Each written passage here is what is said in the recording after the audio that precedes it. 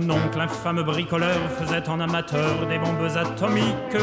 Sans avoir jamais rien appris, c'était un vrai génie, question travaux pratiques. Il s'enfermait toute la journée au fond de son atelier pour faire ses expériences. Et le soir il rentrait chez nous et nous mettait en transe en nous racontant tout. Pour fabriquer une bombe, mes enfants, croyez-moi, c'est vraiment de la tarte. La question du détonateur se résout en un quart d'heure, c'est de celle qu'on écarte. En ce qui concerne la bombage, c'est pas beaucoup plus vache, mais une chose me tourmente, c'est que celle de ma fabrication n'ont qu'un rayon d'action de 3,50 m. Il y a quelque chose qui cloche là-dedans, j'y retourne immédiatement.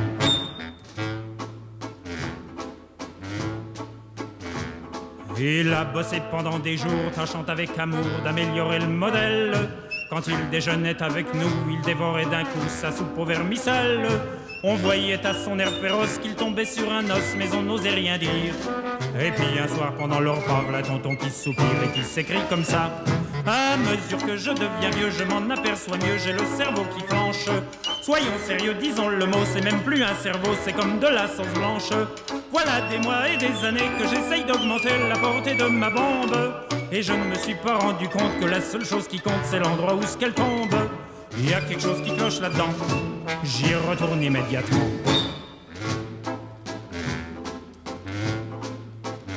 Sachant proche le résultat, tous les grands chefs d'État lui ont rendu visite.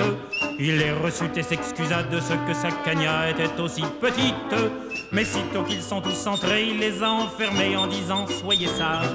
Et quand la bombe a explosé, de tous ces personnages, il n'est plus rien resté. Tonton, devant ce résultat, ne se dégonfla pas et joua les andouilles. Au tribunal, on l'a traîné et devant les jurés, le voilà qui bafouille.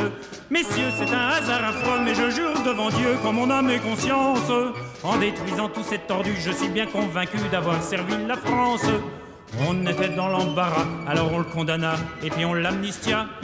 Et le pays reconnaissant l'élut immédiatement chef du gouvernement.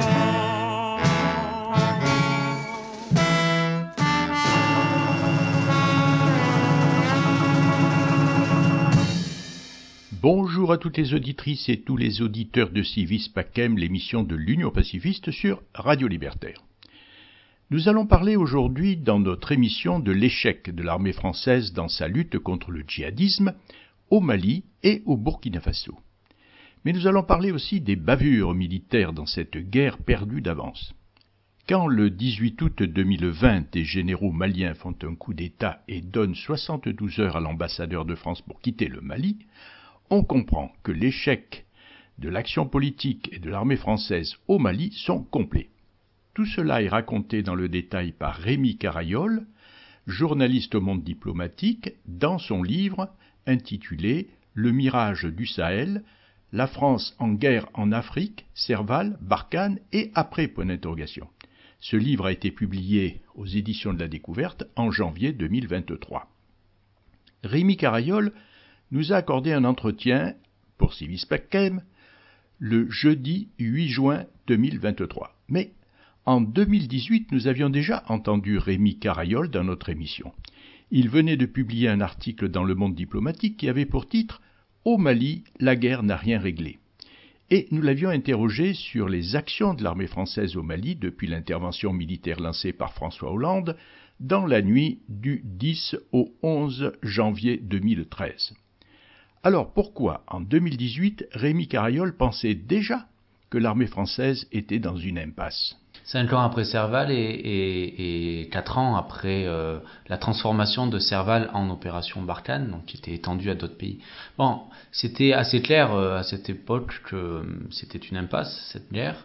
Il suffisait de se rendre sur le terrain, ce qui était mon cas, au Mali, mais aussi dans les autres pays de la région, pour voir que en fait, les opérations de l'armée française n'aboutissaient à aucun résultat concret, puisque certes, ils annonçaient des morts de combattants djihadistes régulièrement, les militaires français, ils annonçaient des morts de chefs djihadistes aussi, mais dans le même temps, les groupes djihadistes ne cessaient de gagner du terrain. Non seulement ils gagnaient du terrain, mais en plus, de plus en plus, ils gagnaient des partisans. pour différentes raisons, hein, évidemment.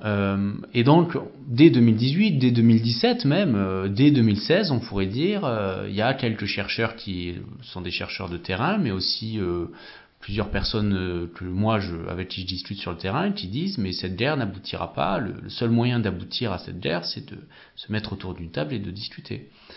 Mais ça, le problème, c'est que les dirigeants français n'ont pas voulu l'entendre. Alors aujourd'hui, vous publiez donc le livre Le Mirage sahélien, donc c'est plus seulement le Mali, c'est tout le Sahel maintenant. Et puis, vous disiez justement que c'était un échec programmé au départ, mais maintenant, ce livre, pourquoi ? Parce que vous dites aussi que la majorité des Français ne savent rien de ce qui se passe au Sahel. Bah justement, pour ça. En fait, si j'ai voulu écrire ce livre, moi j'ai fait 10 ans de terrain au Sahel, et c'est vrai que j'avais pas forcément l'ambition d'écrire un livre, j'avais l'ambition de retranscrire ce que je pouvais voir sur le terrain à travers les différents médias pour lesquels je travaille.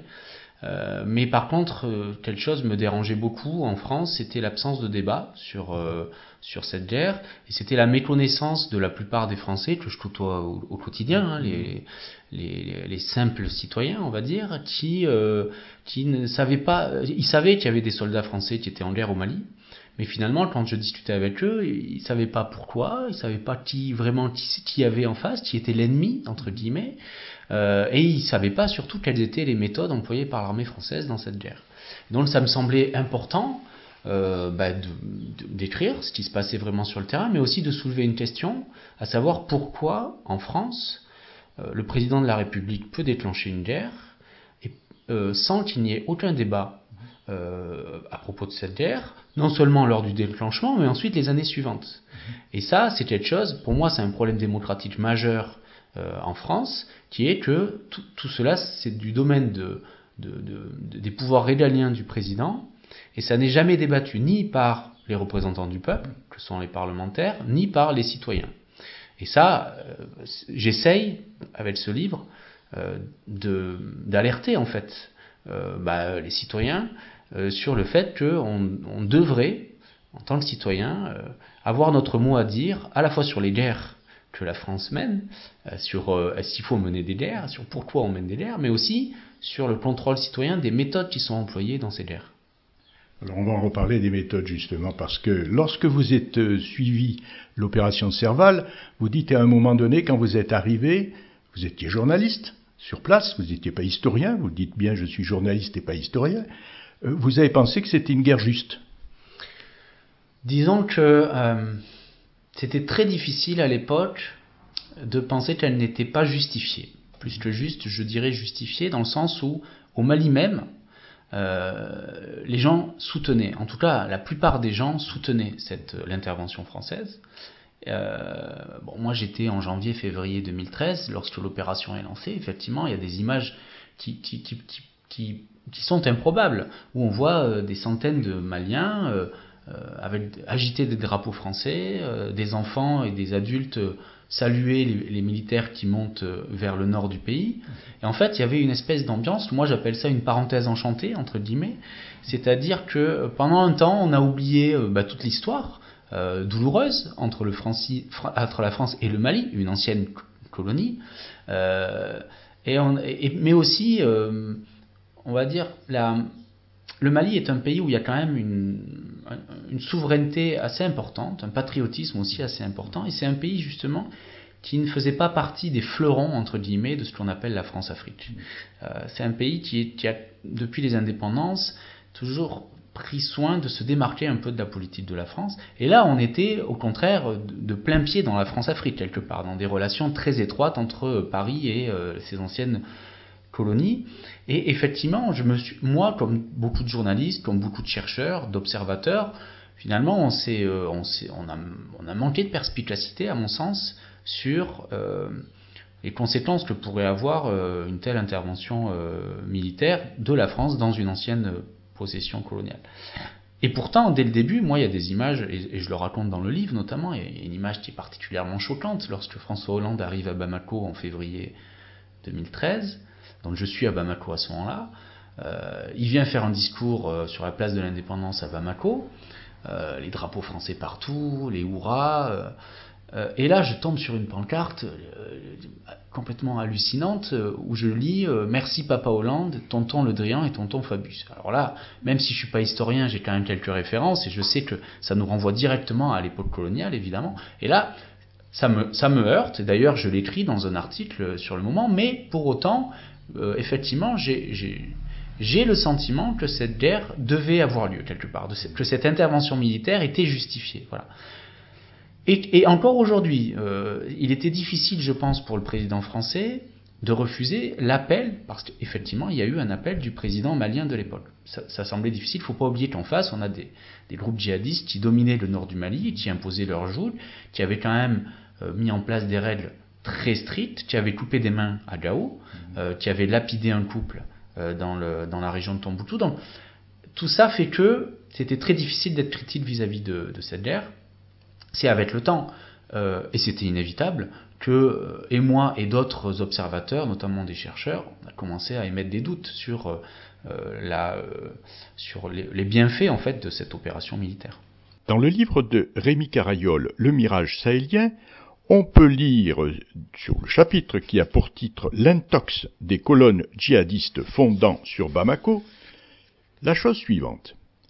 Dès le 10 janvier 2013, tout le monde a bien compris ce qui se prépare, des colonnes rebelles s'apprêtent à fondre sur Bamako. En réalité, rien ne le prouve. Sur le moment, quelques élus, des militants et de rares journalistes mettent en doute la version officielle. Était-on sûr que la colonne de djihadistes qui descendait vers le sud se dirigeait vraiment sur Bamako? Je n'y crois absolument pas, s'était notamment interrogé le député Christophe Guillotot. Dans son livre paru en 2014, La guerre de la France au Mali, Jean-Christophe Notin écrit noir sur blanc que cette histoire ne correspond pas à la réalité des faits.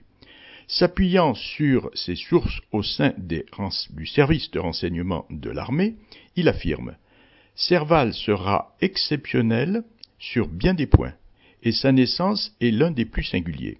Ce n'est pas sur la foi de preuves concrètes, mais sur un faisceau de présomptions que la France s'apprête à déclencher son opération la plus importante depuis la guerre d'Algérie. Car, poursuit-il, pas plus que les avions de reconnaissance, aucun satellite français comme américain n'a jamais pris de mouvement massif en flagrant délit, et jamais un conseiller n'a déposé sur la table du président de la République les clichés fatidiques. Si les colonnes de pick-up n'ont jamais été localisées, pourquoi le contraire est-il souvent lancé? Interroge Notin.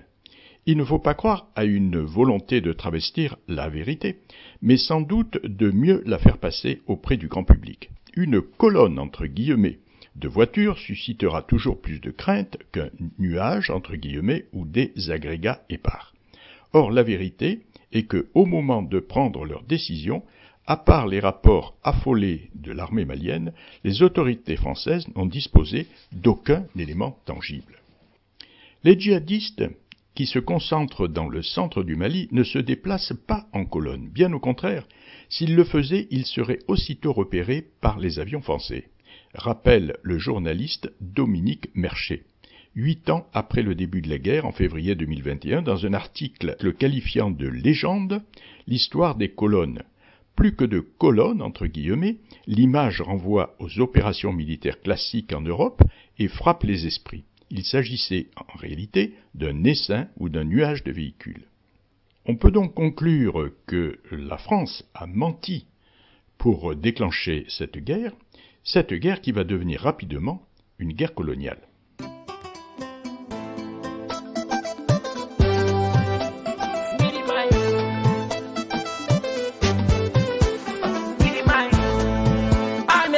Kelena, Netia Yamo Flagge. Anetole Kelena, Netia Yamo Flagge. Kelena, Netia Yamo Flagge. Kelemai, Mama Netora Kelena, Netia Yamo Flagge. Papa Netora Kelena, Netia Yamo Flagge. Kelemai,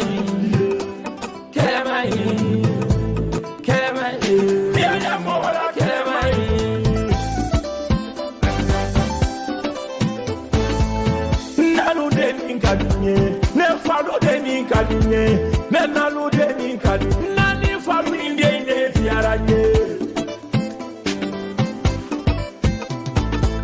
nene ko de ba fe kunte tianyela nene ko de ba fe ne tianye mogo kunte tianyela yeleto ani kumacho ngeni nuni terefie lambe terefie idombe terefie bemme terefie kona betega kwa bibeki munu fasi munu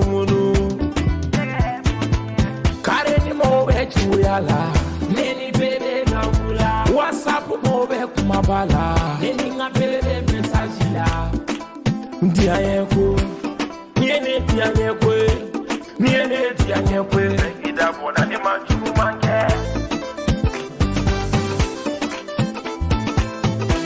miri mai kanu nyona malo miri mai kele mai kanu nyona malo kele mai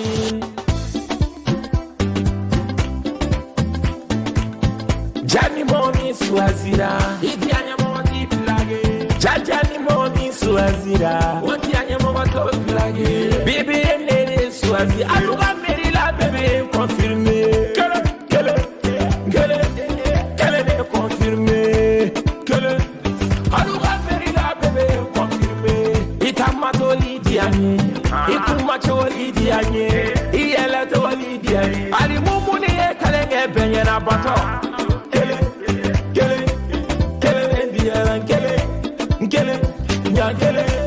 Gele Doye kanu gendegeni Nega bebete negeni no Doye kanu getulenge yi Chete ka bebete kulenge no Ne wele la bibiti Ne mo wele bibiti Message do bibiti Ali whatsapp ka bebo baby Live front Gele Waga kowe kane Wabe kane Fave sangu bibe Shalai Watu stand fla Kele Ami kwae tulimi swazi Musoni bita e kalenge kele Jageli e kalenge zelinala Tantize na e confirmation Kele ya kwamye sambi swazi Batani fatimika shua e kele Dagari anu i swazi Bosi iteme maso che kele man Bosi event chamanta Teme chamanta Jibil teme e confirmation. Merci d'être à l'écoute de l'émission Civis Pacem de l'Union pacifiste sur Radio Libertaire. Alors après cette chanson de l'artiste malien Dios Saramani, nous reprenons notre entretien avec le journaliste Rémi Carayol, auteur du livre Le mirage du Sahel, la France en guerre en Afrique, Serval, Barkhane et après, point d'interrogation. Ce livre a été publié à la Découverte en janvier 2023. Alors justement, là, vous vous rendez compte que c'est finalement une guerre coloniale qui est en train de se mettre en place, d'autant plus quand ça continue après Serval. C'est ça le problème, c'est que là, ça devient carrément une guerre coloniale, et que les militaires qui combattent là-bas ont toujours cet esprit de la colonie. Les officiers en tout cas. Les soldats de rang viennent d'une culture souvent différente et n'ont pas l'histoire coloniale en tête. Par contre, chez les officiers, c'est très présent. C'est omniprésent même. Lorsqu'ils arrivent au Sahel, la plupart ont été bercés des exploits entre guillemets de l'armée française, de l'armée de terre durant la colonisation. Il faut savoir que le Sahel, le Sahara, c'est un théâtre d'opération qui a donné ses heures de gloire à l'armée de terre, aux troupes de marine notamment, et que tout ça c'est vraiment inscrit dans les gènes de cette armée. Et que ça se transmet de génération en génération, souvent parce que les officiers sont issus de familles d'officiers, mais aussi dans les écoles militaires. Voilà. Et en fait, lorsqu'ils arrivent au Mali, et puis ensuite dans les autres pays, en fait, ils arrivent avec leur souvenir de lecture d'enfance, de ces exploits militaires, et donc avec leur vision aussi. Et avec un certain nombre d'idées préconçues sur comment fonctionne la société dans laquelle ils viennent se battre. Sauf que c'est des idées qui datent d'un siècle. Et déjà, à l'époque, elles étaient fausses, dans le sens où les militaires ont beau avoir fréquenté les populations de ces zones très longtemps, ils les ont jamais comprises. Mais en plus, un siècle plus tard, elles sont encore plus fausses. Et en fait, ça les a poussés à entreprendre un certain nombre de stratégies, d'alliances aussi, basées sur ces réflexes coloniaux, ce logiciel colonial, comme je l'appelle, et qui était, à mon sens, et au sens d'un certain nombre de chercheurs, de très mauvaises idées en fait. Par exemple, ils ont décidé de s'allier avec des groupes Touaregs en pensant qu'ils pouvaient leur faire confiance parce que des liens assez étroits s'étaient construits durant la colonisation. Une fois que la conquête était passée, parce qu'il faut savoir que durant la conquête coloniale, les Touaregs ont représenté une forme de résistance aux coloniaux français, mais qu'une fois que la conquête a été terminée, à ce moment-là, il y a eu une espèce d'alliance qui s'est créée et des liens étroits, effectivement. Et avec cette conception dans l'armée française, ce que j'appelle le mythe de l'homme bleu, qui est très présente, c'est-à-dire on a l'impression que le Touareg c'est un combattant fier, un aristocrate, et ça plaît aux officiers forcément, puisqu'ils sont souvent eux-mêmes issus de familles aristocrates ou anciennement aristocrates. Et donc on est arrivé avec l'idée qu'on pouvait compter sur eux pour mener cette guerre en fait. Sauf que c'était beaucoup plus compliqué que ça, que d'abord les Touaregs, c'est comme tout le monde, il y a des gens qui ont choisi des voies différentes, des voies politiques. Les groupes armés avec lesquels la France se battaient avaient eux-mêmes leur propre agenda, qui n'était pas celui de la France. Et ça fait que les militaires sont tombés de haut lorsqu'ils ont compris que finalement, non, les choses n'étaient pas comme il y a 100 ans. Mais c'est une stratégie coloniale de jouer une ethnie contre une autre ethnie. Ça a toujours été comme ça dans les colonies. Et là, donc, c'est une stratégie aussi ancienne, c'est-à-dire qui, comme vous dites, qui n'a rien compris de l'actualité. Et pourquoi ? Alors, il y a eu quand même au Mali Aminata Traoré. Il faudrait en dire un mot parce que elle a été la seule, dès le début, me semble-t-il, d'émettre des réserves. Quelques-uns des intellectuels. Il faut dire que le Mali a produit de nombreux intellectuels, mais quelques-uns émettaient des doutes, mais pas au tout début, parce qu'au début ils étaient inaudibles en fait. Au début c'était très difficile de critiquer cette intervention. Donc ils émettaient des doutes, il y a notamment Omar Mariko aussi, qui est une figure de la gauche malienne, qui émettaient des doutes, mais en petit comité en fait. Publiquement, ils avaient tendance à ne pas trop parler, et je suis notamment tombé sur des archives de France 24 à l'époque, 2-3 mois après le déclenchement de l'opération, où ils disaient que c'était vraiment pas facile à l'époque pour parler. Pourtant, ce sont des personnes qui ont une certaine stature et qui ont une audience importante au Mali. Et effectivement, c'est seulement au bout de quelques mois qu'ils ont commencé à dire ce qu'ils pensaient de cette opération, et de fait, assez rapidement, au bout d'un an en fait, on sent quand même que l'opinion publique au Mali commence à se questionner sur cette intervention. Ça vient assez tard, plusieurs mois, mais il n'empêche que, avant même que l'opération Serval ne soit transformée en opération Barkhane, il commence à y avoir des personnes de plus en plus nombreuses qui commencent à se dire, bon ça y est, les Français ils ont fait le job, ils ont repoussé les djihadistes, maintenant il faudrait qu'ils partent. Sauf qu'ils ne sont pas partis. Oui, alors justement, ces questions de la population, est-ce que les généraux les entendent ? Parce ils auraient pu parler avec des diplomates, mais là, ils parlent qu'avec des généraux. Et les généraux, est-ce qu'ils comprennent ce qui se passe dans la population ? Parce que les djihadistes continuent à progresser.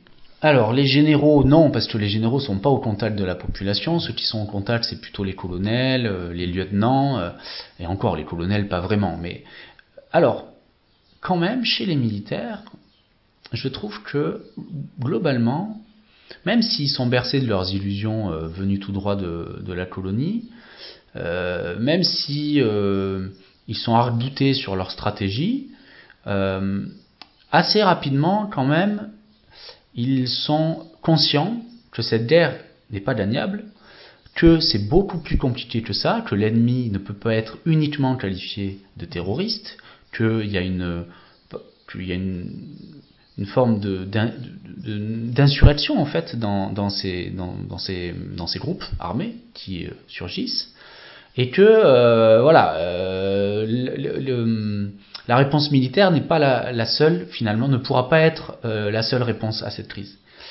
Donc paradoxalement, les militaires de terrain en fait sont assez conscients de ça. Le problème, c'est que les militaires de bureau Et surtout les responsables politiques, eux, n'en sont pas conscients. Ils ne veulent pas l'entendre, parce que les chercheurs le disent, oui, les journalistes, quelques journalistes le disent, mais ils ne veulent pas l'entendre. Pour eux, ce sont des terroristes. Point. Et les terroristes, il n'y a qu'une chose à faire, c'est les neutraliser, pour reprendre un terme de l'armée française qui signifie les tuer, les éradiquer. Éradiquer, c'est un terme qui avait été choisi par François Hollande lui-même lorsqu'il s'était exprimé devant les soldats de l'armée française à Tombouctou en février 2013. Donc les terroristes, on ne discute pas avec eux.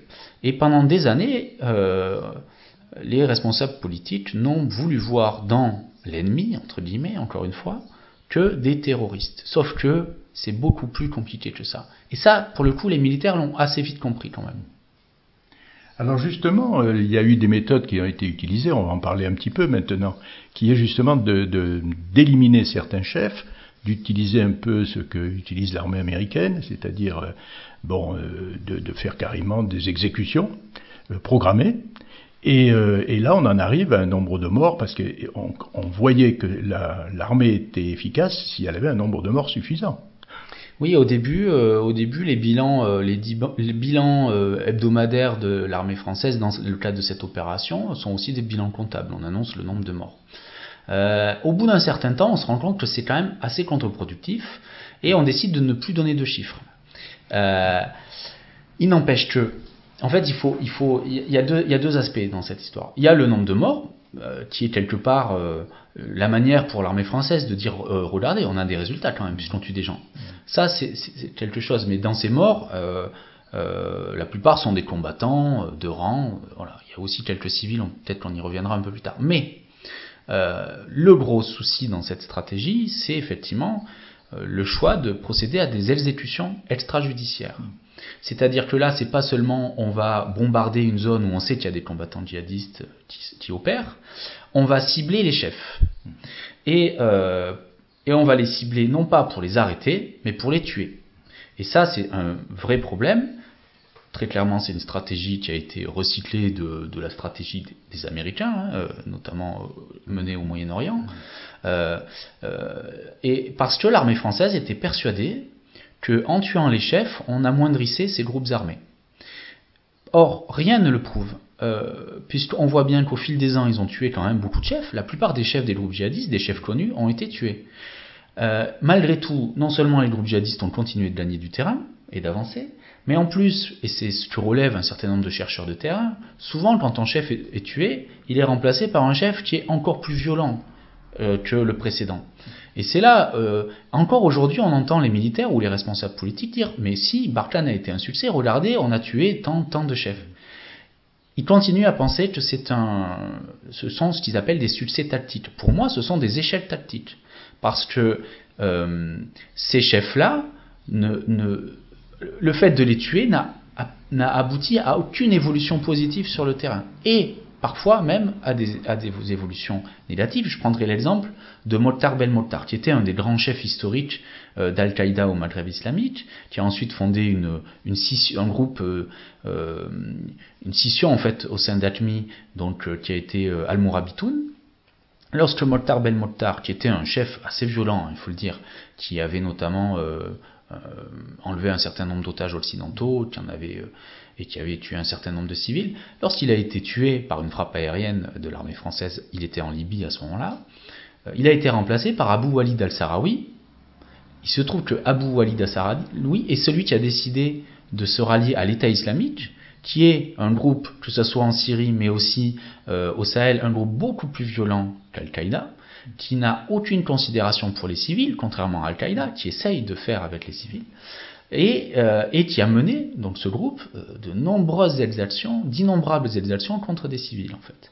Donc, et malgré tout, on continue à parler de l'assassinat de Mokhtar Belmokhtar comme d'une victoire. Pour moi, ça pose un vrai problème de remise en cause de cette stratégie qui n'a toujours pas été mise en œuvre aujourd'hui en France. Alors bon, on a tué les chefs, l'armée française, c'était son boulot, mais il y a eu aussi beaucoup de dérives dans cette guerre. Et justement, l'armée ne le reconnaît pas toujours. Il y a un exemple que vous donnez qui est important, c'est ce fameux enfant de 8 ans qui a été tué et même enterré sans rien dire. Alors comment ça s'est passé ? Alors on est en novembre 2016, c'est dans l'extrême nord du Mali, dans une région où vivent essentiellement des nomades, des Touaregs qui sont nomades ou semi-nomades, c'est-à-dire qu'ils migrent d'un campement à un autre au gré des saisons. Et donc cet enfant de 8 ans est missionné par ses parents d'aller récupérer les ânes pour mener des travaux agricoles. Il se trouve qu'au même moment, c'est une zone qui est en partie contrôlée par les groupes djihadistes et l'armée française mène de nombreuses opérations dans cette zone. Et au même moment, l'opération a lieu et des soldats français qui sont à bord d'un hélicoptère tirent sur l'enfant de 8 ans dont il se trouve à quelques centaines de mètres du campement qui est parti chercher les ânes. Ils le tuent. Et ils rentrent à la base. Puis dans l'après-midi, ça se passe le matin. Dans l'après-midi, ils reviennent et ils enterrent l'enfant. Et ils rentrent à la base. C'est 2 jours après que les nomades du coin, qui ont évidemment entendu les tirs, qui n'ont pas vu mais qui ont entendu les tirs, et qui ont appris qu'un enfant était porté disparu, sont allés sur les lieux. Ils n'y sont pas allés avant parce qu'ils avaient peur tout simplement d'être pris eux-mêmes pour des djihadistes. Donc ils y vont et là, ils retrouvent le corps de l'enfant qui a été enterré à la va-vite. Alors moi c'est la première, alors j'appelle ça bavure, l'ONU a lui-même qualifié cet événement de possible crime de guerre. C'est la première faute majeure en matière de bavure. C'est un terme qui peut être problématique, mais bon voilà, c'est le plus simple qui vient à l'esprit. Voilà. Que j'ai documenté. Voilà. Il y en a eu d'autres après, mais c'est la première que j'ai documentée. Et c'est moi celle que je trouve la plus choquante. Parce que l'armée française n'a jamais reconnu cette faute. Et que, à mon sens, il y a une double faute. D'abord, ils ont tiré sur un mineur. C'est quand même un enfant, 8 ans. C'est quand même pas un enfant de 17 ans qu'on peut prendre pour un adulte éventuellement. C'est un enfant de 8 ans. Ils ont expliqué, pour toute explication, ils ont dit que c'était un guetteur et donc un complice des djihadistes, donc un ennemi. Voilà. C'était un enfant de 8 ans. Première faute grave. La deuxième faute grave, qui est pour moi même plus choquante, c'est qu'ils sont revenus l'enterrer alors qu'ils savaient qu'il y avait un campement pas très loin. Et que, en voyant que c'était un enfant, la moindre des choses aurait été d'aller prévenir le campement et d'aller prévenir la famille, plutôt que de l'enterrer en catimini, en espérant, probablement, que personne ne retrouve le corps et que l'enfant soit porté disparu. Ça, pour moi, c'est une faute grave. Là, je parle personnellement, hein, mais l'ONU, qui a enquêté sur toutes les exactions commises par tous les groupes armés au Mali, et donc y compris par la MINUSMA, donc qui est la mission des Nations Unies, et y compris par l'opération Serval puis Barkhane de l'armée française, a qualifié quand même cet acte de possible crime de guerre et a dit que ça avait suscité un grand mécontentement dans la population locale, non pas encore une fois parce qu'il y avait eu mort d'enfants, mais parce que l'armée française n'était pas venue présenter le corps et s'excuser de cette erreur. Voilà. C'est un événement à mon sens assez important parce que c'est à partir de cette période-là aussi, alors c'est pas cet événement qui aboutit à ça, mais c'est à partir de cette période-là qu'on sent quand même dans la population locale que les gens commencent à être critiques quand même vis-à-vis de l'armée française et vis-à-vis de certaines de ses méthodes.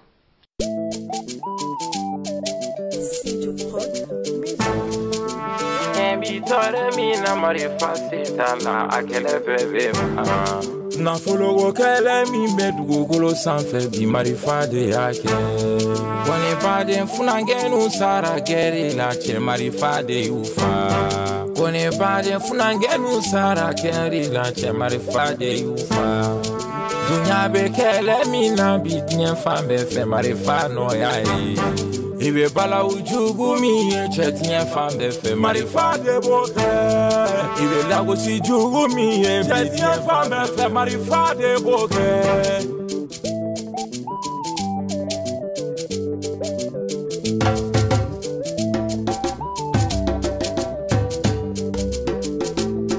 on n'est pas de malidenu yo marifa de mani aye Angola di on n'est pas de malidenu yo marifa de mani aye Kinshasa di Kone bado malide nu yo marifa de mani ai bibeti.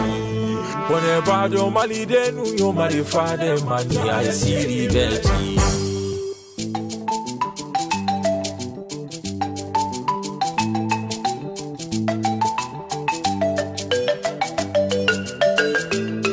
Kone bado kele mai, kone koma kele mai. Tuya malu marifa mai, ati eni jugu mi benche tien fa me fe marifa de ake. Alavuchi jugu mi benche tien fa me fe marifa de ake. Kone kui ma kele mai, ikana son kele de ma, siako kele mai, mali denu kele mai, nyona me chobe fembe de nya. Kosi ga fode bon fe. Bali mayade bonfe, mwasina nguyade beya, mwotona mede beya, mali denfi mani bekelenyi. Ni bekelenyi, fi mani jema ni bekelenyi. Mwotine kwa keletanu fe, wasiya kwa keletanu fe, kaifoki yali ni bekelenyi. Kwa mwotia kwa keletanu fe, yampoki yali ni be mali.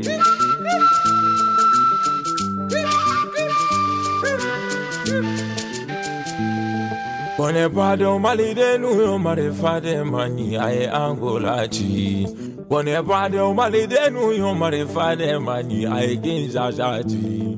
Kone bado malide nu yo marifa de mani ai Libi beti. Kone bado malide nu yo marifa de mani ai Siri beti.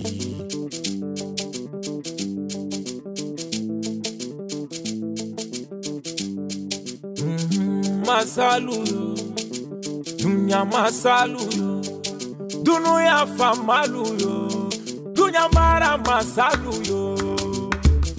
On veut la paix, dunya mon coco, on veut la paix, dunya mara masalu yo. Jara ko kala betamana nyami, ayam jigi, nation zini ayam jigi.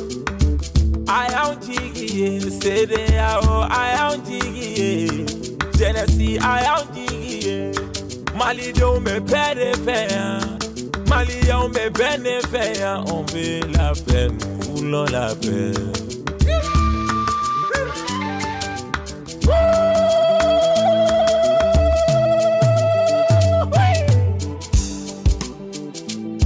Kone bade mali de munusara nori la che marifa de yake. Kone bade mali de munusara nori la marifa no yae. Kone bade mali mamunusara nori la marifa de lufa.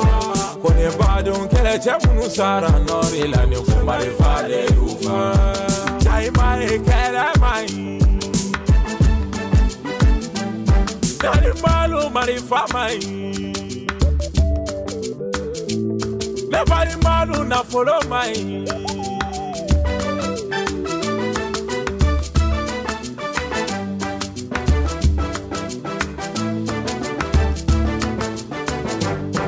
Demission me kasi la biche siri kono marifa de yake. Palimo we kasi la biche libi kono marifa de yake. Mali de umbe kasi la biki dale kono marifa be kufa.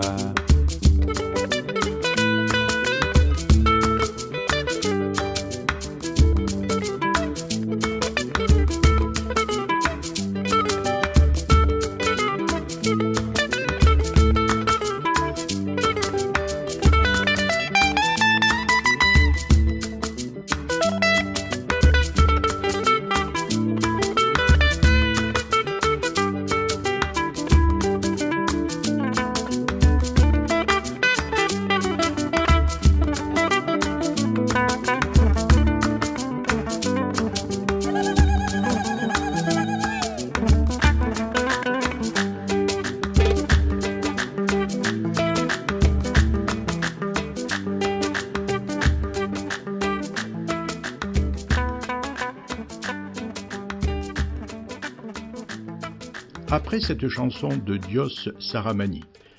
Dios Saramani qui nous accompagne dans cette émission une chanson intitulée « La paix », nous reprenons notre entretien avec le journaliste Rémi Carayol, auteur du livre « Le mirage du Sahel, la France en guerre en Afrique, Serval, Barkhane et après, point d'interrogation ». Livre édité aux éditions de la Découverte en janvier 2023. Rémi Carayol nous a parlé d'une bavure de l'armée française particulièrement grave dans sa guerre contre le djihadisme. Mais malheureusement, il y a eu d'autres bavures. Alors il va y avoir d'autres bavures, bien sûr. Il y a eu aussi cette fameuse, bombardement, si je ne sais pas si c'était le bombardement d'un mariage, où il y a eu alors là de nombreuses victimes. Ouais, 22 morts, là on est en janvier 2021. Ça se passe dans un village, au village de Bounti qui se trouve dans le centre du Mali. Et il se trouve que ce jour-là, c'est un dimanche, il y a un mariage au village. On est dans une zone qui est très clairement contrôlée par les groupes djihadistes. Chaque village compte des jeunes qui ont rejoint ces groupes djihadistes. Chaque village a des sympathisants de ces groupes djihadistes. L'État est complètement absent de cette zone. Et effectivement, c'est une zone qui est contrôlée à quasiment 100% par les groupes djihadistes. Pour autant, tout le monde n'est pas combattant de ces groupes djihadistes et tout le monde n'est pas sympathisant non plus. Et donc ce jour-là, il y a un mariage et l'armée française, voyant un rassemblement, est persuadée qu'il s'agit d'un rassemblement de djihadistes. Pourquoi ? Parce que, comment ça se passe un mariage au Mali, comme dans tout un tas d'autres pays, les femmes font la cuisine, pendant que les hommes se réunissent un peu à l'extérieur du village, en l'occurrence à l'ombre de quelques arbres, pour discuter. Et l'armée française, voyant que ce sont des hommes, et uniquement des hommes qui sont rassemblés, qu'il y a des armes, il faut savoir que c'est une zone où tout le monde est armé. Il y a une insécurité endogène depuis toujours, ce sont des gens qui ont du bétail, ce sont des peuls dans ce village qui ont du bétail, donc face au vol de bétail il faut pouvoir se défendre, donc tout le monde est armé. Et la France est persuadée qu'il s'agit de djihadistes et donc elle mène des frappes à travers des avions de chasse, des drones ont surveillé mais ce sont des avions de chasse qui frappent, et elle frappe la zone et il y a 22 morts. Sur ces 22 morts, l'ONU, qui a mené une enquête, a établi qu'il y avait 19 civils et qu'il y en avait 3 qui étaient probablement des combattants du groupe djihadiste qui contrôle la zone. Parce qu'effectivement, selon des témoins, moi avec qui j'ai pu discuter, il y avait des enfants du village, effectivement, qui avaient rejoint ces groupes djihadistes, mais aussi il faut savoir que ces groupes donc, qui contrôlaient cette zone envoyaient régulièrement des hommes dans les villages lorsqu'il y avait des festivités pour dire ben voilà quelles sont les règles. Parce qu'effectivement ils ont changé les règles. Les hommes ne doivent pas se mélanger aux femmes, il ne doit pas y avoir de musique, des choses comme ça. Donc régulièrement ils vont dans les villages pour expliquer vous ne devez pas faire ça, vous devez faire ça. Donc ça peut expliquer la présence de ces hommes, comme ça peut être tout simplement des cousins qui sont des combattants mais qui sont venus participer à la fête. Ce bombardement n'a jamais été reconnu comme une faute par l'armée française, qui continue encore aujourd'hui de dire que c'était des djihadistes, alors que de nombreuses ONG, maliennes ou internationales, comme Amnesty International ou Human Rights Watch, l'ONU, dans un rapport circonstancié qui a entendu des dizaines et des dizaines de témoins, et des travaux journalistiques, sont tous arrivés à la conclusion qu'il s'agissait de civils, qu'il s'agissait d'une cérémonie de mariage. Et ça, la France l'a toujours nié. Et cette bavure, qui est la plus importante en nombre de victimes de tout l'engagement de l'armée française durant cette période, elle est importante sur un autre aspect que moi j'ai soulevé à l'époque dans Mediapart et que j'évoque également dans le livre, c'est que ça ressemble beaucoup à ce qu'on appelle une frappe signature. Qu'est-ce que c'est une frappe signature ? C'est les Américains qui ont inventé ce concept, qui est lié au fait qu'on peut surveiller le ciel maintenant depuis le ciel avec les drones pendant des heures et des heures. Et donc, plutôt que de frapper un endroit où on a la certitude qu'il y a des combattants, soit qui sont en train de se battre, soit on a l'identité de ces personnes et on sait qu'elles sont par exemple des responsables de groupes armés, à cette stratégie qui est quelque part vieille comme le monde, on a adopté une nouvelle stratégie qui est d'étudier le comportement des gens qui sont au sol. Et en fonction d'un certain nombre de critères, on peut estimer, on peut deviner qu'il s'agit probablement de combattants d'ennemis. C'est ce qu'on appelle les frappes signatures, parce que en fait, au sol, les hommes qui sont au sol portent la signature de groupes djihadistes. Mais le doute subsiste, parce qu'on ne connaît pas l'identité de ces gens, et par ailleurs, ils ne mènent pas des opérations de combat. Sauf que, souvent, ce sont des hommes armés qui se déplacent en moto ou en pick-up, et donc, ils ont un comportement suspect. Et la bavure de Bounty ressemble beaucoup à ce qu'on appelle donc une frappe signature, c'est-à-dire qu'ils ont frappé sur la base de l'observation d'un comportement suspect. Et c'est important parce que le problème, c'est que les frappes signatures, ça sort du cadre du droit de la guerre et du droit humanitaire international. Les États-Unis et la France n'ont jamais reconnu mener des frappes signatures, mais à l'évidence, il y en a eu énormément, et la France, semble-t-il, en a mené quelques-unes à cette période-là. Ensuite, elle a arrêté, justement quand il y a eu un début d'alerte de la part de journalistes, mais aussi de chercheurs sur est-ce que ce sont des frappes signatures. Ces bavures, ça incite aussi les jeunes à prendre les armes, même de ceux qui n'étaient pas combattants au départ. Et c'est ça qui est aussi qui est assez contre-productif, si on peut dire, pour l'armée. Oui, tout à fait. En fait, il y a tout un tas de raisons qui poussent les jeunes dans cette région à prendre les armes, et une des raisons, c'est que parfois, eux ou des membres de leur famille ont été victimes. Victimes, ça peut être de l'armée française, mais souvent, le plus souvent, c'est de l'armée nationale. Donc l'armée malienne au Mali, l'armée burkinabé au Burkina, l'armée nigérienne au Niger. Et en fait, c'est un des motifs qui pousse les gens, plusieurs études le démontrent, qui poussent les gens, et notamment les jeunes, à rejoindre les groupes armés, et parfois les groupes armés djihadistes, par esprit de vengeance, ou tout simplement pour se défendre et pour défendre leur communauté.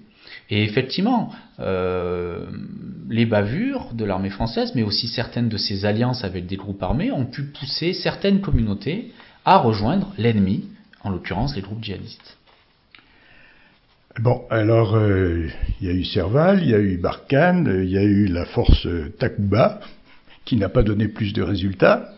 Et on en arrive alors à la conclusion qu'aujourd'hui, c'est plus simplement les petits drapeaux qui sont pour accueillir Papa Hollande, c'est carrément Barkhane dégage. Alors, comment s'est arrivée cette révolte, si on peut dire, du Malien de base? Oh, c'est un processus assez long, comme je vous disais, assez rapidement finalement, après cette parenthèse enchantée. Il a commencé à avoir des critiques vis-à-vis de la France. Il y a notamment un épisode qui a été très mal perçu au Mali. C'est lorsque l'armée française a repris le contrôle de la ville de Kidal. Kidal, c'est le fief des groupes indépendantistes Touareg. Elle a demandé à l'armée malienne de ne pas rentrer dans Kidal, alors qu'elle avait accepté que l'armée malienne rentre dans les autres villes du nord, notamment Gao et Tombouctou. Alors, ça pouvait s'expliquer de la part de l'armée française. Elle craignait éventuellement des exactions, puisqu'il faut savoir quand même que pour Bamako, pour les autorités maliennes, l'ennemi numéro un, ce ne sont pas les djihadistes, ce sont les indépendantistes Touareg. Donc la France craignait, peut-être à juste titre, des exactions contre les civils dans cette ville. Par ailleurs, elle avait décidé de s'allier avec les groupes indépendantistes pour essayer de traquer les djihadistes, parce que les groupes indépendantistes sont constitués là-haut de Touaregs qui connaissent parfaitement le terrain, donc pour traquer les djihadistes, mais aussi, c'est pas négligeable, pour essayer de retrouver les otages, parce qu'à l'époque, les groupes djihadistes ont des otages français. Donc ça peut se justifier à ce moment-là, sauf que a posteriori, tout le monde admet que ça a peut-être probablement été une erreur, parce que cet épisode a été très mal perçu par les Maliens, qui ont dit « Attends, c'est quoi cette histoire? La France vient nous aider à reconquérir le territoire, mais nous empêche de retrouver notre souveraineté sur une ville du Mali, il y a un problème. » Donc, ça, c'est un premier épisode. Ensuite, il y a eu des épisodes qui ont fait que la France a un peu perdu de son aura dans les zones où elle combattait. Elle a mené des opérations de police, par exemple, qui sont forcément mal perçues. Ça reste une armée étrangère, tout de même. Et une armée étrangère qui mène des opérations de police, c'est toujours mal perçu par la population. Elle a mené des fouilles dans les maisons qui ont été assez mal perçues, puisque ça se faisait sans aucun respect des coutumes locales. On rentre pas dans une case quand il n'y a pas d'hommes dans cette maison et qu'il y a des femmes, par exemple. Et ça, les militaires français le faisaient dans le cadre des opérations antiterroriste, entre guillemets. Tout ça a contribué quand même à amoindrir l'image de la France. Il y a un autre aspect qui est non négligeable, c'est que la France a compté sur des informateurs dans le Nord. Mais elle ne protégeait pas ces informateurs. Or, des informateurs ont été tués par les groupes djihadistes. Parce que, précisément, ils informaient l'armée française, ils étaient considérés comme des traîtres. Et l'armée française a été accusée de ne pas protéger ces personnes qui l'aidaient. Donc tout ça fait que petit à petit, au fil du temps, il y a quand même eu un sentiment qu'il y avait un souci avec cette présence militaire. Et ensuite, il y a, au-delà des tactiques et des méthodes employées par l'armée, il y a le volet diplomatique, géopolitique, qui a considérablement détérioré l'image de la France dans cette zone, et notamment depuis que Emmanuel Macron est devenu président, parce qu'il a quand même des manières qui sont fort peu diplomatiques parfois, et il a contribué à il a rappelé en fait à quel point la France pouvait être arrogante, notamment en Afrique. C'est une expression qu'on entend souvent en Afrique, arrogant comme un Français. Et il y a notamment un épisode qui a vraiment fortement déplu, alors là, dans l'ensemble des pays, c'est lorsque, fin 2019, Emmanuel Macron décide de convoquer, littéralement, les chefs d'État de la région en France, parce qu'il veut une mise au point. Pourquoi ? Parce qu'à l'époque, il commence déjà à y avoir des manifestations contre la présence française. Et il veut que les chefs d'État, en gros, mettent le holà sur ces manifestations et réitèrent leur soutien à l'armée française dans la zone. Et il les convoque comme de vulgaires préfets, en fait. Et ça, c'est très très mal perçu par les populations locales, même les gens qui sont opposants dans les pays. Il y a quand même en Afrique un respect qui est dû au chef de l'État. Et on conçoit très mal qu'un étranger se permette, quelque part, de mettre à mal la souveraineté du pays. Et c'est le cas. Lorsqu'on convoque des chefs d'État, on leur intime l'ordre, quelque part, de venir en France pour dire on veut que l'armée française continue de se battre chez nous. Ce qu'ils ont fait. C'est ça aussi le problème. Et donc ça aussi, c'est un des épisodes qui ont fait que petit à petit, l'image de la France s'est détériorée jusqu'à arriver à 2019, 2020, 2021.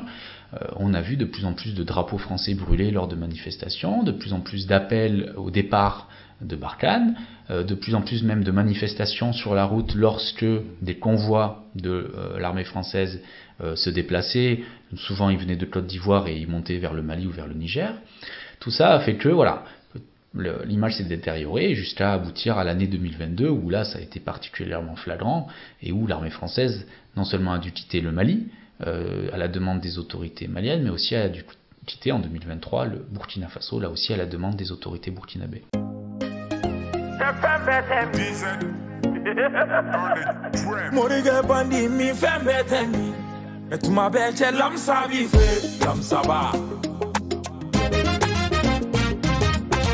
Morike bandi mi fembete mi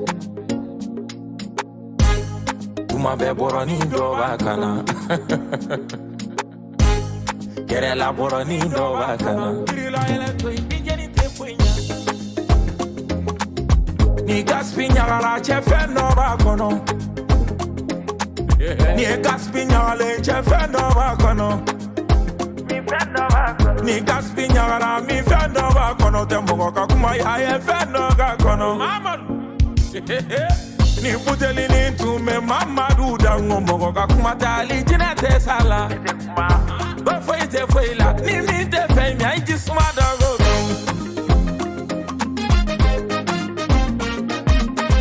Cheba koro mi bali de ni mo ni mi te fe mi ai jisma da go na me ge shakono foi la chigorani sugula akalava sugunina foi la como gel ni kono bavaria ni kono foi la damoso ni kono je foi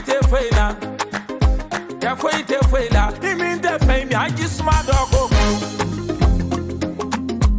silo ka kere tuma do ma do be ni plio ko kuma te foi tu me golfu musomani do be ko kube jabala digi kasola ta barola ore la pege kone ma kaiser zoze musomanu me ko inka e chashi babe donda ni shiji de minda sojuro de bokana watu ma be ko kura do bu boloni dubai ta te fama do yuwele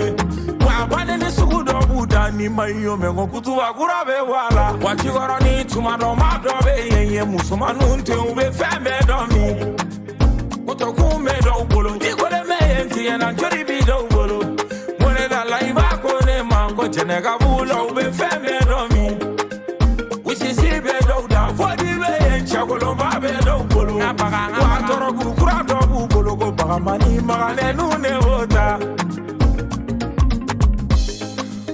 Apalo nevoji, Iberu nevota, Alipo pari nevoji, Nyotula nevota, Basamadi, Elele viva, Chema koro mi bali de ni mole, Imin de fame ya jisma doko, Na mege shakono, Foite feila, Chigorani sugula, Foite feila, Akalava sugunina, Foite feila, Como gel ni kono, Bavaria ni kono, foite feila. Damoso ni kono, je foite feila. Je foite feila. Je bagora mi malede ni mona. Ni te fe mi anji swa dogo. Begi ga puleita. Mi bluma yara, bede bife. Sansuma ya jigina, bede bife. Ase ide mi le kono, je foite feila. Fali nugule maude be. Bubaraba mubo nga wari de buwele. Fantanjo tala, ni wari bi kuma shi amori be diva. Dono la powa ga do koma. Ni musogo susi bi kan dunu ngoro ni ngine sini ne ova. Kapalo ne bomi. Iberu ne bota. Ali po fari ne bote. Nyotula ne bota. Basamba ni. Elele viva. Chema koro mi bali de ni mo. Imin de fe mi ajisma doko. Ai na mi fembe te mi ame boli ni na batuli be dos kan. Boli na dauma. Shalai. Jibiri te me boli na dauma. Bosi event. Pamodi magasuba foite foila. Ni boli Clara Jabi be dos. Mama du Jabi. Nive pol ni Clara si se ve dosana Tube si se Momo ni fofana pol lindo do man Kagora de fe mi jisma dogo Mi de fe mi jisma dogo DZ on the track.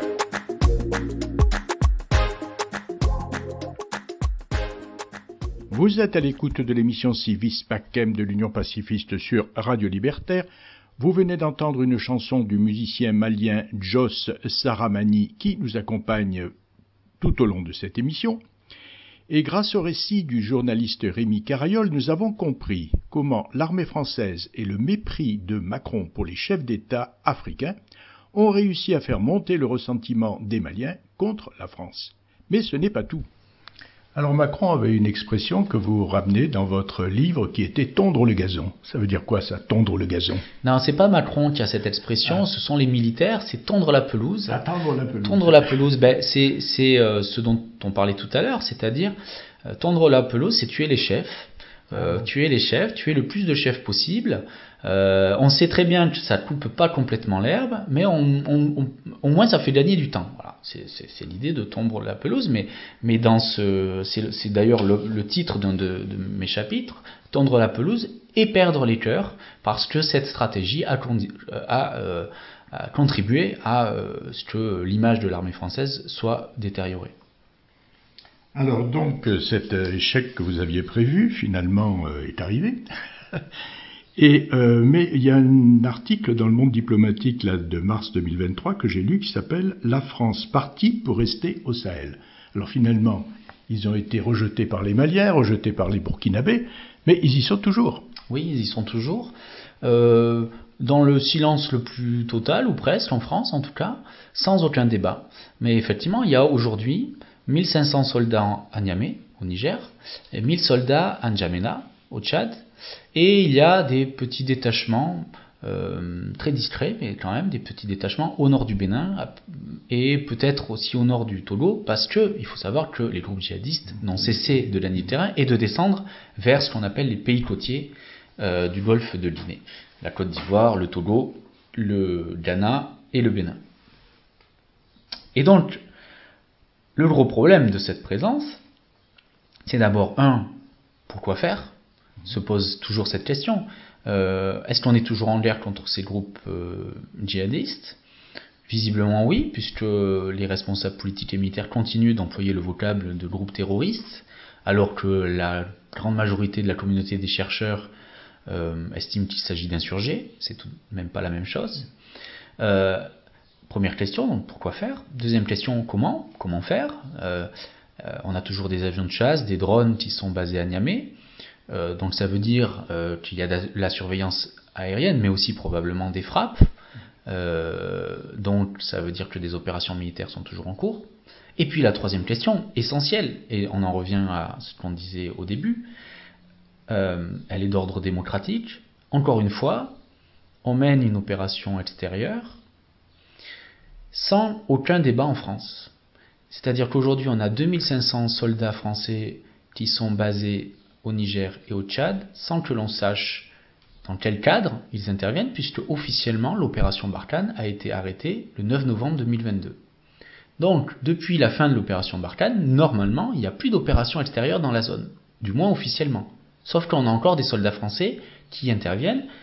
Ils peuvent mener des combats avec les armées en question, mais aussi ils apportent tout un tas d'aide, formation, coopération, construction de bases aux armées nigériennes et tchadiennes.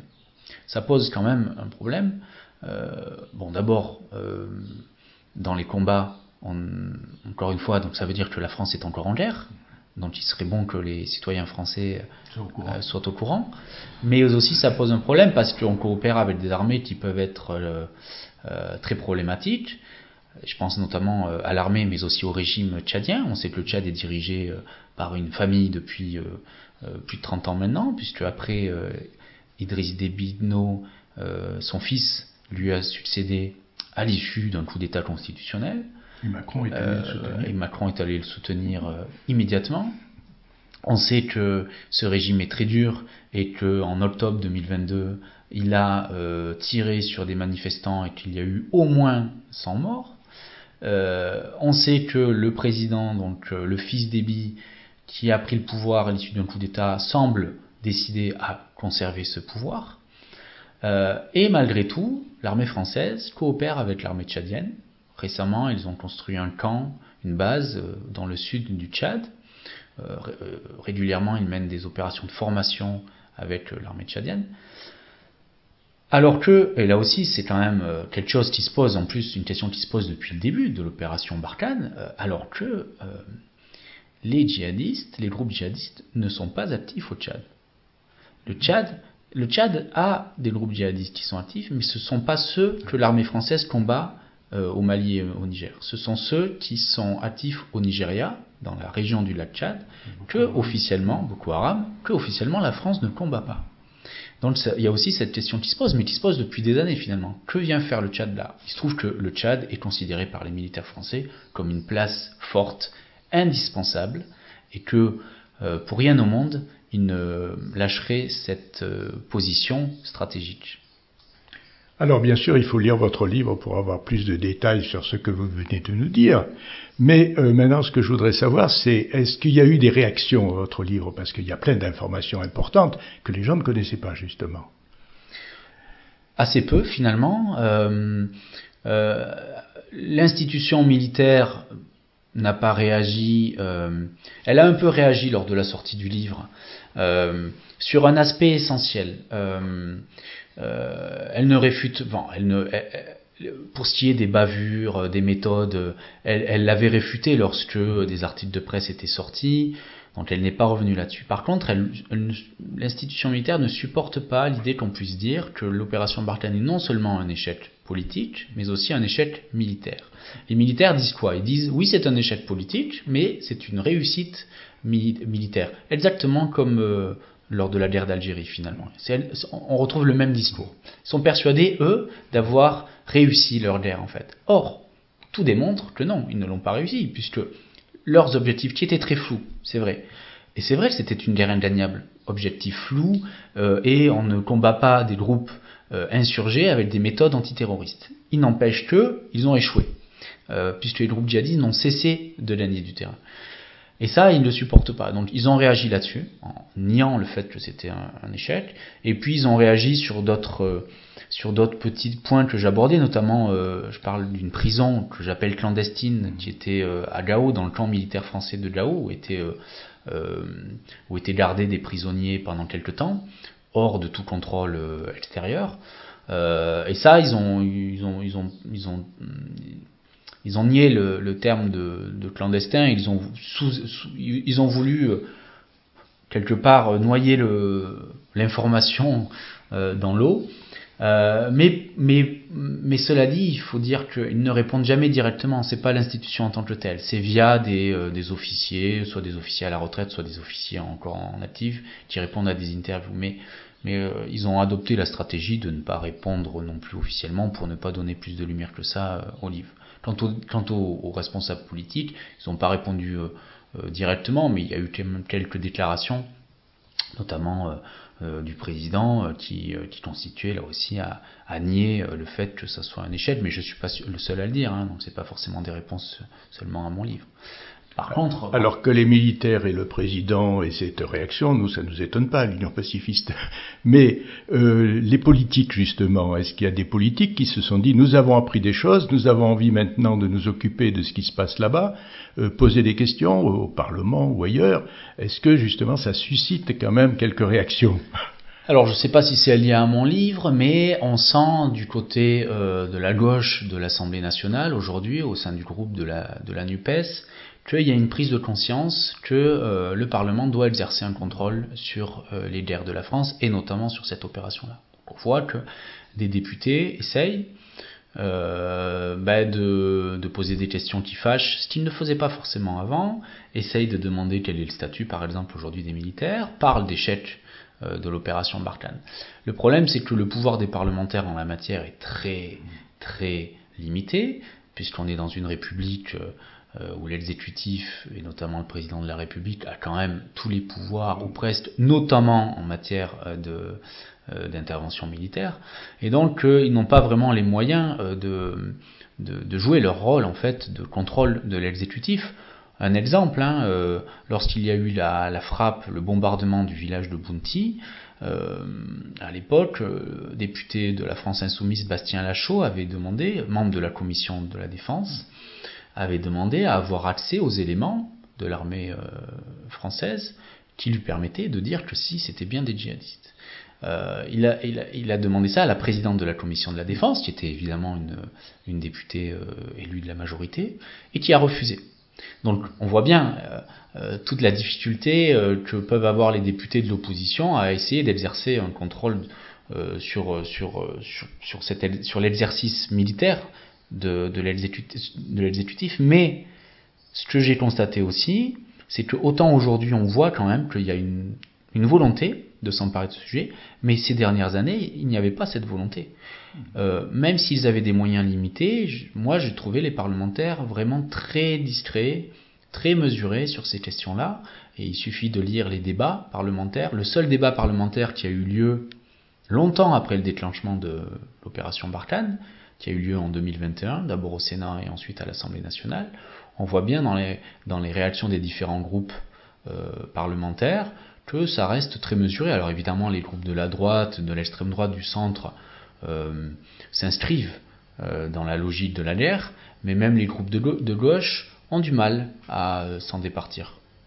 D'ailleurs, on a vu dernièrement, avec l'augmentation du budget de l'armée qui est énorme, qui a été votée il y a un jour ou deux, je ne sais plus exactement, il n'y a pas eu d'opposition, ni d'un côté ni de l'autre. Oui, c'est... Alors, moi je ne suis pas un spécialiste de la politique française, mais pour en discuter un peu avec les différents élus que je peux être amené à rencontrer, il y a très clairement une réticence de la part, y compris des élus de gauche, à remettre en cause la toute-puissance, il faut dire ce qui est, du lobby militaire.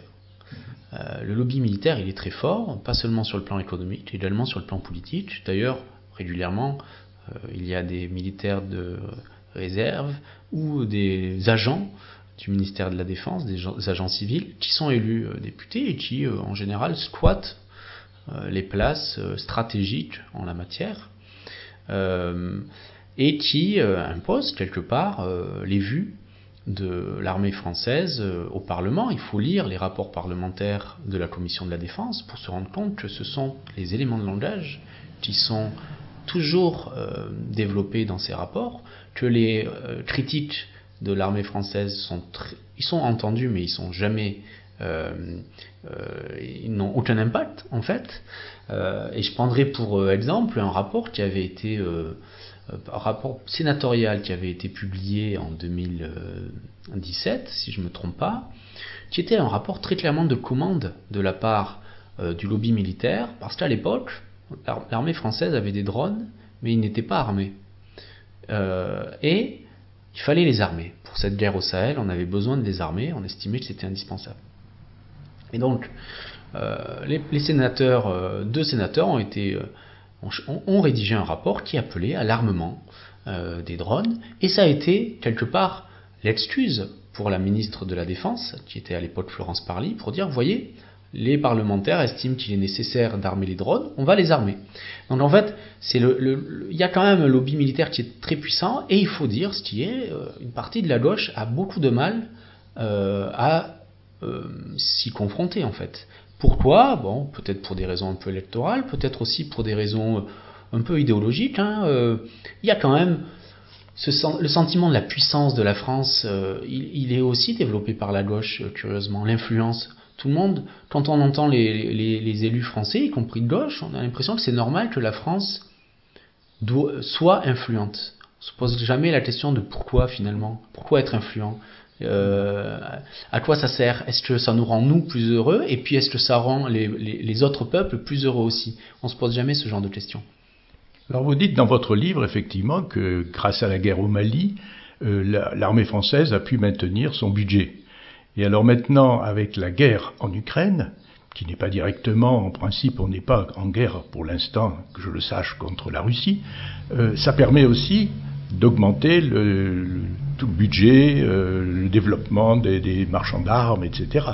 Donc c'est encore une bonne excuse peut-être. Ah ben, très clairement, les militaires étaient ravis de cette guerre au Sahel parce qu'elle leur a permis de stopper l'hémorragie. C'est-à-dire que depuis plusieurs années, le budget du ministère de la Défense, comme les budgets des autres ministères, était rogné chaque année. Et chaque année, d'ailleurs, il suffit de regarder un peu la presse. À chaque année, avant le débat sur le budget, on voit des officiers à la retraite ou des sympathisants entre guillemets de l'armée dire attention, l'armée doit conserver son budget, sinon elle va perdre toutes ses capacités et tout ça. Chaque année. Et effectivement, dans les années 2000, le budget de l'armée est rogné chaque fois. Et dès que l'opération Serval est lancée en 2013, l'hémorragie est stoppée. Et non seulement le budget est quelque part sanctuarisé, mais il va être même augmenté au fil des années. Sans oublier qu'à ce budget s'ajoute le budget qui est annexe des opérations extérieures et qui lui aussi est considérablement augmenté. Alors, avec la guerre en Ukraine, évidemment, là, on a atteint des sommets. Mais c'est évident que pour l'armée, elle a besoin de guerre pour justifier son existence, pour justifier ses budgets. Et à ce propos, il y a un article du Monde publié il y a quelques jours, était intéressant. Il relevait les déclarations d'un responsable du lobby militaire sur le plan économique, un responsable d'une entreprise qui produit du matériel militaire, qui expliquait que la présence militaire française en Afrique, elle était importante, notamment parce que ça permet de vendre du matériel militaire. Alors pas forcément des armes, ça peut être du matériel roulant, mais voilà. Et tout est lié en fait, c'est évident. Et d'ailleurs, le lobby militaire a quand même pesé de tout son poids lors de la transformation de l'opération Serval en opération Barkhane en 2014, parce qu'il avait tout de suite compris quel intérêt il y avait à poursuivre cette guerre. Alors Rémi Carayol, dans Le Monde diplomatique, dans Orient 21, dans Mediapart, on comprend qu'il y a des gens qui sont intéressés par ce sujet. Mais est-ce que d'autres journalistes ont repris, par exemple, des éléments du livre pour en faire en parler ? Oui, alors, j'ai pas à me plaindre sur l'accueil médiatique qui a été réservé à mon livre, puisque j'ai eu plutôt... j'ai été interrogé par beaucoup de médias quand même, un peu de télé, un peu de journaux. Donc là-dessus, il n'y a pas eu de censure du milieu, bien au contraire. Il faut quand même dire une chose, c'est que si j'ai été un des premiers journalistes à être critique vis-à-vis de l'opération Barkhane, sur la fin de l'opération Barkhane, il y avait une quasi-unanimité dans le monde des médias, des chercheurs évidemment, mais aussi des médias, sur le fait que c'était une impasse. Et d'ailleurs, la bavure de Bounty de janvier 2021 a été très généralement traitée par la plupart des médias, qui ont fait un bon boulot pour le coup. Alors pendant longtemps, moi je me suis senti un peu seul à traquer les bavures de l'armée française, effectivement un peu seul. Quand je sortais des articles dans Mediapart, c'était pas repris par exemple. Mais sur la fin, il y a eu quand même cette prise de conscience que cette opération militaire était problématique. Donc le livre a quand même reçu un accueil. Par contre, est-ce que sur le fond ça contribue à faire en sorte que les journalistes aient un regard plus critique sur les opérations militaires de la France? Ça, je suis beaucoup plus dubitatif. D'autant que le lobby militaire n'est pas seulement actif au Parlement, il est aussi actif dans la presse, et que notamment les journalistes défense, il faut dire ce qui est, la plupart des journalistes défense sont cul et chemise avec l'institution militaire. Ils n'ont pas de regard critique sur la chose militaire, et parfois même c'est des fanamilites, il faut dire ce qui est, certains sont même des militaires de réserve en fait. Et donc, moi, et par ailleurs, le lobby militaire est un annonceur. Il prend des publicités dans la presse et ça non plus c'est pas négligeable, donc on ne peut pas s'attendre à un changement radical. Par contre il y a tout un tas de médias indépendants qui eux quand même aujourd'hui observent d'un œil critique ce qui peut se passer notamment en Afrique dans le cadre des opérations militaires de la France. Alors ce livre est terminé, donc maintenant qu'est-ce que vous continuez sur le Sahel, vous allez au Niger, au Tchad, Bénin, vous m'avez parlé du Togo. Ça s'arrête pas là, quoi. Je veux dire, ça fait 10 ans que vous travaillez sur l'Afrique, et puis je pense pas que vous ayez l'intention de vous arrêter après ce livre. J'ai l'intention de changer un peu de zone, mais pour l'instant je me tâte parce qu'en fait le Sahel est une zone qui est très attachante. Moi j'ai des amis et j'ai beaucoup de plaisir à aller dans ces pays, le Mali, le Niger, le Burkina Faso, le Tchad notamment. Mais c'est aussi une zone qui est assez épuisante et je ressens l'envie d'aller un peu voir ailleurs sur le continent. Il y a des choses qui se passent ailleurs et qui méritent tout notre intérêt aussi.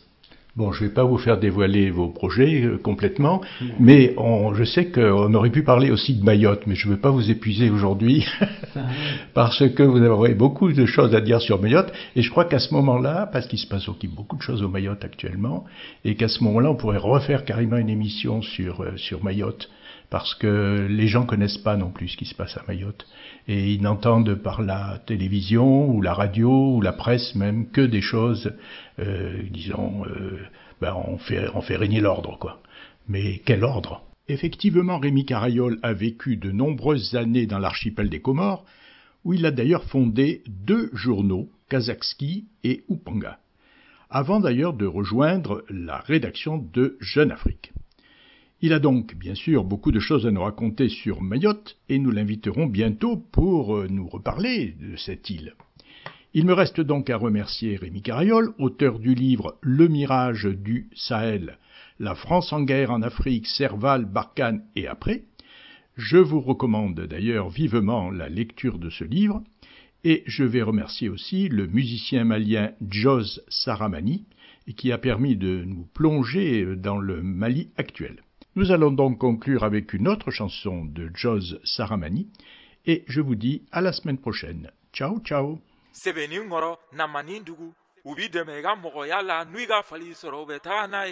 Josi Salamani Gabitu on the mix. Anga nyongo famu ya jugumane Kaka shalai Nefili mu fote ko jugumane Ni mama batila Ni mpaka matila Ameriki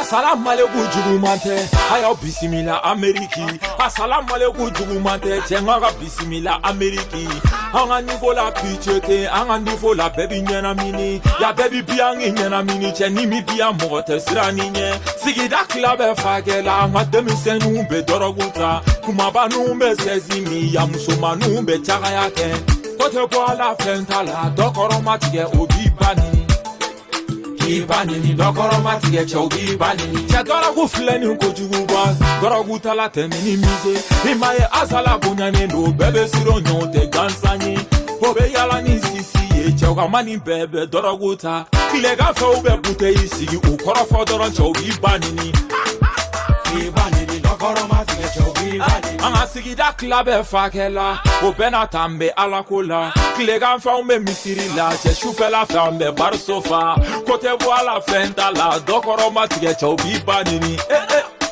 ibani dokoro matige chobi bani ni madule saudi chamili ebengo mili ebe mesegati kelego Ameriki bisegati kelego Jamaiki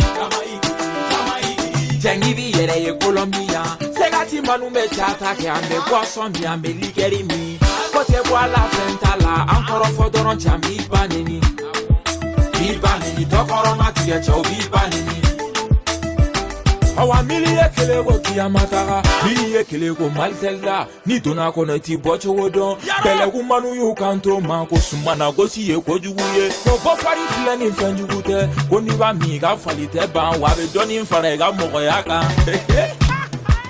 ya bofari flani fenjuguba ni aye fensumalelo ngani ya mi fenfuna mamba sola ijije yi kanto manko manu ba feni ko kae Walenza do de musokoro metiro la ube walita bishi fama de umbe klasi kono fanta de umbe tieni na filimu de be bakar che kono no bela ta onye na nyinye nga kalabambu ye mburana ye kalabanga uye konyumange bari kono ja fleni kojuguba nyoji gerebe kalabambu ni be kalaba ite kono jae ere so ferebe jigoroni manu te plagela Toma ya flotte jigoroni ni fili la obi oriente meni pete chobi banini Fali mi me la fiabu anyo wana foite pa makokono uye ne kanote kojuguye ube sanga fali ala keke amuru mondial Chamili ebengo mili ebe mesegati kelego Ameriki bisegati kelego Jamaiki Jengibi yere ye Colombia segati manume chata ke ambe boisson bi ambe ligeri mi kote la fenta amoro ni be chami banja fate sila ni bache ni be woro banja fate sila nchi wara mi fleni jugoroni otesira nyedo gaza wuluke almafle wate negete dakanu lai ni golbe jugoroni otesira li mautuni le funi mingani tiende segati tido segatala fata kuju flani jigoroni niyama sono ga waraya tegani togoti bolo alizami sona ko konfirime kala jomo la segati kana ni do flani